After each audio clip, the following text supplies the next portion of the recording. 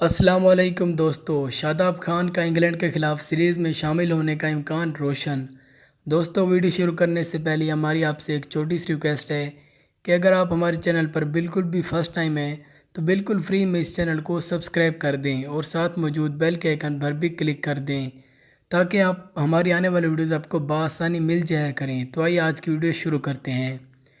قومی cricket team کے بہترین کھلاڑی شاداب خان کا انگلینڈ کے خلاف سیریز میں شامل ہونے کا امکان روشن ہو گیا ہے۔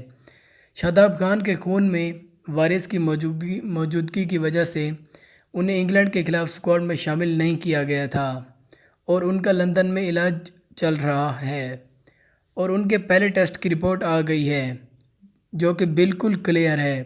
تاہم ان کا دوسرے ٹیسٹ بھی آج لیا گیا اور شاداب خان اس ٹیسٹ میں بھی دوستو جیسے کہ آپ جانتے ہیں کہ محمد عامر بھی بیماری کی وجہ سے تیسرے ون ڈے میچ سے باہر ہو گئے ہیں اور اس وقت وہ اپنی فیملی کے ساتھ موجود ہیں۔ ذرائع کے مطابق محمد عامر انگلینڈ کے خلاف سیریز نہیں کھیلیں گے اور اگر انہوں نے یہ سیریز نہ کھیلی تو محمد عامر کا ورلڈ کپ کھیلنا بھی بہت مشکل ہوگا۔